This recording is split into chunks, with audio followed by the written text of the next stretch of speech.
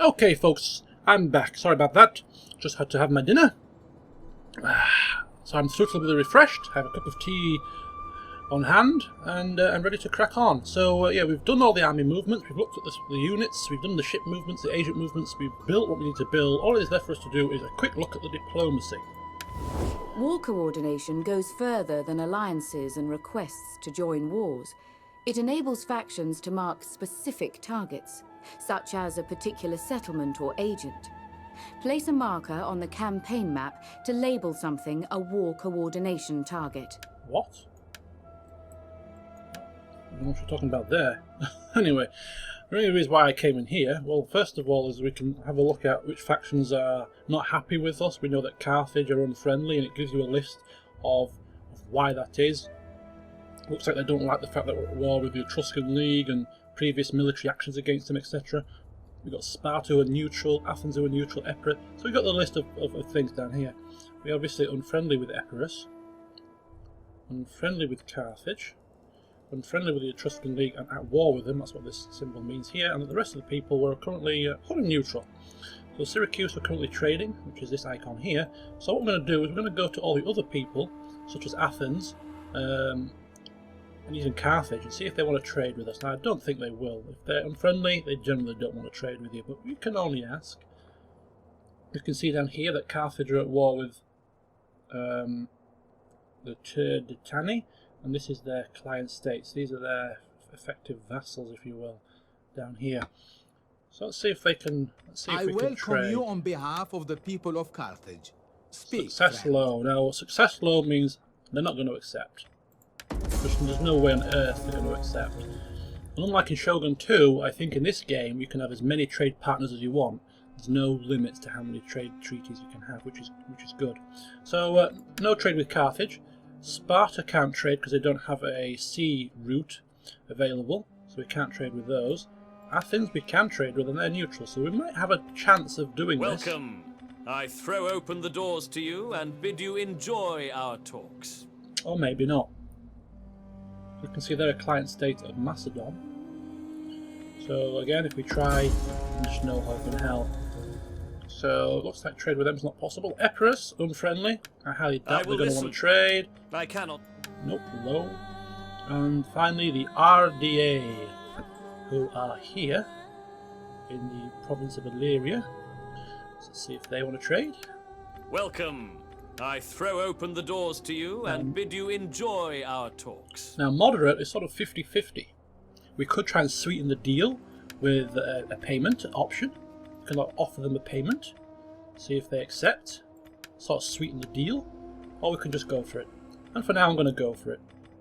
If you highlight over the trade agreement on their side, you will see how much projected value you will get from the trade agreement, and therefore you can sort of factor in your payment and see how many turns it will you will need to make it back and things like that if you want to give them money for it. But for now, we're just going to go for a simple trade agreement, see if they are happy with it.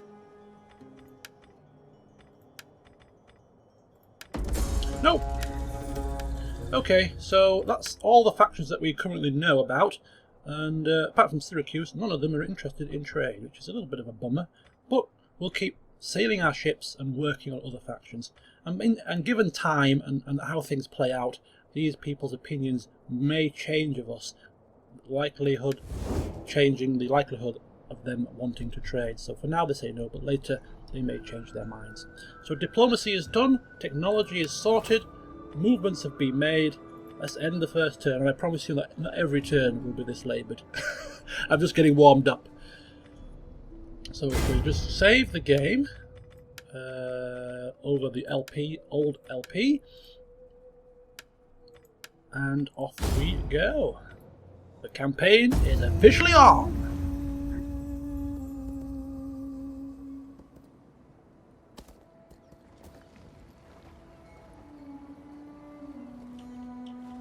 And as you can see, the factions here, there's tons of factions, but as I said before, I'm lucky in that the end turn, they just fly through the factions really quickly. So I've been blessed in that respect. Don't have to wait too long for the end turn times. They will lengthen as we uncover more factions and we observe what they're doing. Fleet So reporting. keep on sailing. Moving out.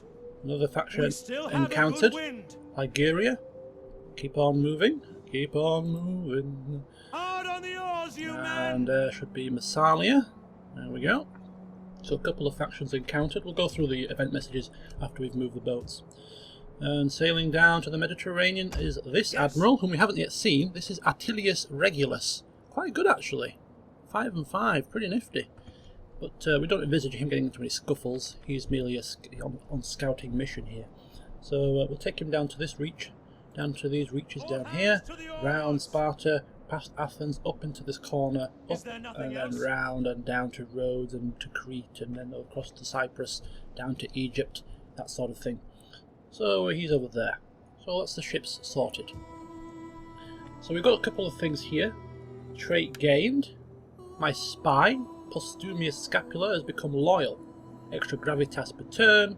And Romanization Edict, +3 conversion to Latin culture. Now I'm not completely sure how this works. Does this work only if we have a Romanization Edict in the province, or is this effectively what she affects as she's moving through the province? Is this a constant effect? If someone could clarify that for me, that would be great. But she's increased a little bit in terms of what she's doing. Household expands, so my general, Lucius Julius Libo, head of the Legio Sanguine army, has extra morale for our cavalry upon recruitment, which isn't great at the moment because we can't actually recruit cavalry, but no doubt it'll come into effect at some point. And the good thing is, if I quickly select him, Ready for battle. and go into details, and you look at his household, what you can actually do is you can swap between things. So if we're not happy with this, you can say, nah, I don't want him to have this one. We can give him another one, which is great. So this one here, La Familiaris Statuettes, basically gives us extra chance to evade enemy agents. Considering we're going into enemy territory, that might be more appropriate for this moment in time. So we'll swap him out and give him that one. There we go. And job done. I think that's pretty nifty, that. Quartermaster's report, we get our Hastati into the army, straight into the army, no messing about. We've uncovered Liguria and we've uncovered Massalia. So that's fine. So that's the event messages. We've got a couple of tabs up here which we can go through. This is the forces tab. This gives you a look down upon all the forces that you have. A couple of armies in the field, a couple of fleets and the agents as well. This is the total provinces. We have 2 provinces, or we have regions in 2 provinces. This red thing here means that it's a contested province. We don't control all the regions in that area just yet. It gives us an overview of their food supply and their public order and the income that we receive. And finally, the factions tab gives us a rundown at a glance of all the various factions that we can see and that we know about. So we can see quickly at a glance who's not happy with us, who's happy with us, etc., etc. Now, Liguria and Massalia have just been uncovered, so we'll try some diplomacy with those factions to see if they want to trade with us. So Liguria, interested You in are trade? welcome, although my ancestors... Nope. I heard it's very hard to get trade agreements in this, so I'm not hoping for miracles right now. Maybe if we grow in stature, people would be more apt to trade with us when we have more wealth and more valuable resources to go around. Massalia. Be welcome, but may Athena strike us all dumb if we speak anything but truth in our deliberations. And I like it gives you the factions' traits as well, how aggressive they are, how reliable they are, how likely they are to break upon treaties and things like that. So we've got a moderate success here, and we've got an accepted I can settle on treaty. these terms in the short... Woohoo! So we've got another trade agreement. So if we go to the trade tab, which is there, you can see that currently we are trading with 2 people, 2 factions, and yeah, it's not we're not going to become millionaires from it, but every little helps, and we're currently gaining 165 per turn from trade with those factions. But more importantly is if they produce a resource that you need for a building, like marble for instance, then if they have marble and you trade with them, you get that resource imported, which is handy as well. It looks like those two factions have nothing valuable to import. We hunger for battle. So, before we go into battle, just a couple more things. Technology is still working, that's fine. Objectives are up and running. Ships have moved, he's staying there. What we're going to do is we're going to just quickly look at putting a temple down here to help convert the culture towards Latin a little bit quicker. So what we'll do is we'll stick it in Cassentia.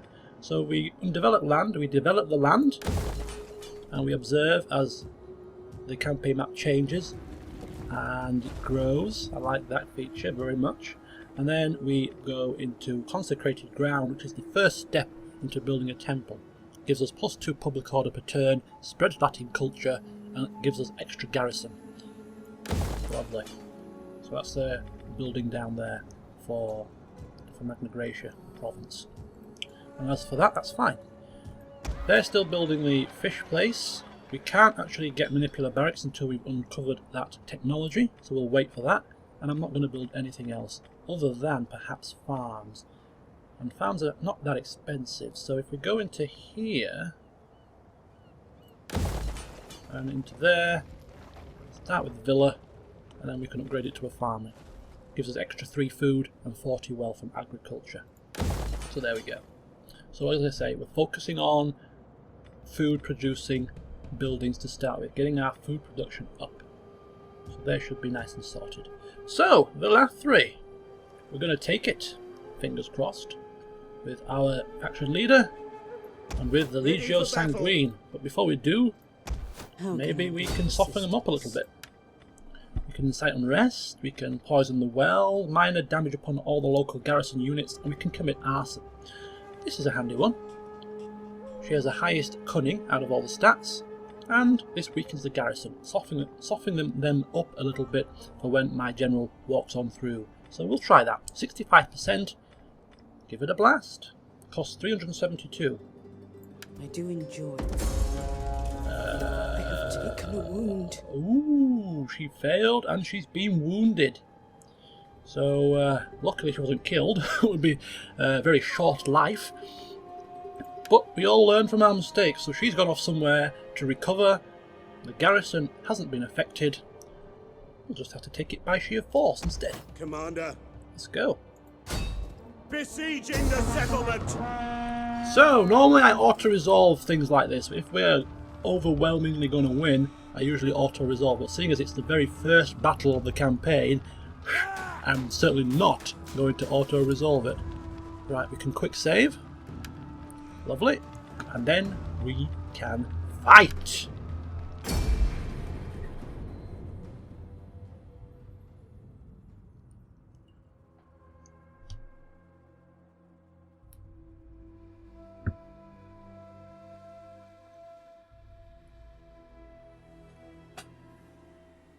Right, so here we are. Foggy conditions? Nah. I want to see what I'm doing. Dry conditions? That'll do. Start deployment. So this is again another test. I haven't recorded a campaign, a battle before, so I don't know what the performance will be like. Hopefully it will be fine. Deployment stage. Okay. Ooh, I love it. I love it. It just looks so beautiful. Hopefully when they sort out the issues that they're having with the AI and things like that, and get the performance sorted for lower end machines. I mean, this game has potential to be really, really enjoyable. Because even though, despite its flaws and drawbacks, I played yesterday my practice campaign for 5 hours solid. Yours to command. Now that's actually quite a feat for me, because over the past few years, I found it increasingly difficult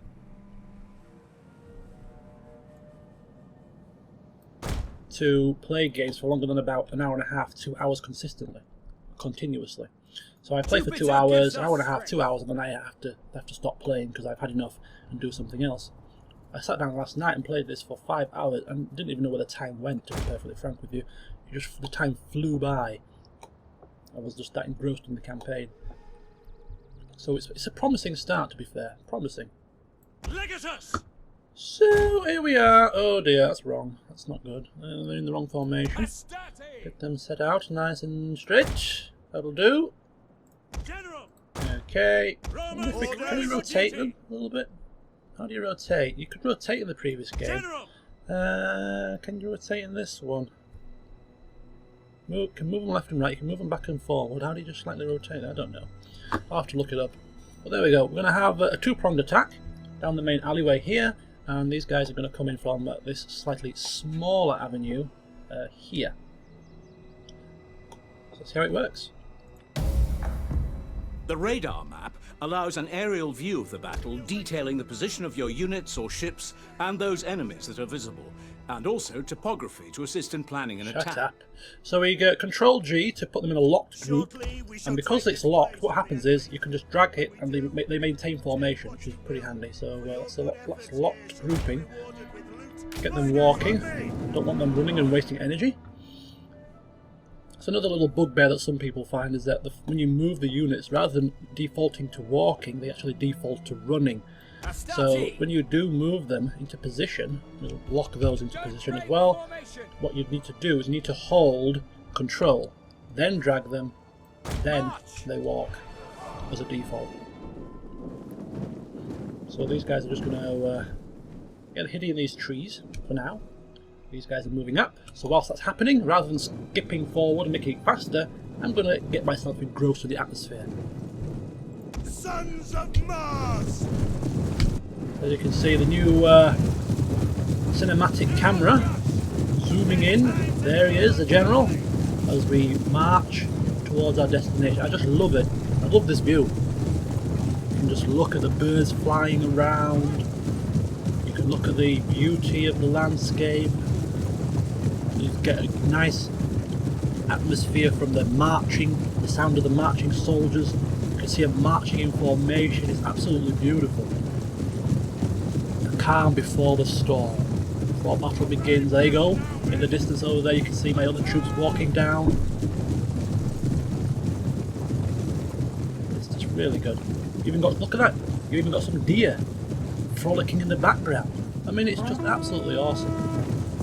The sound of horns tootling. I love it. I really do. People shouting things out. The general waving his spear about, just keeping morale up. Absolutely perfect.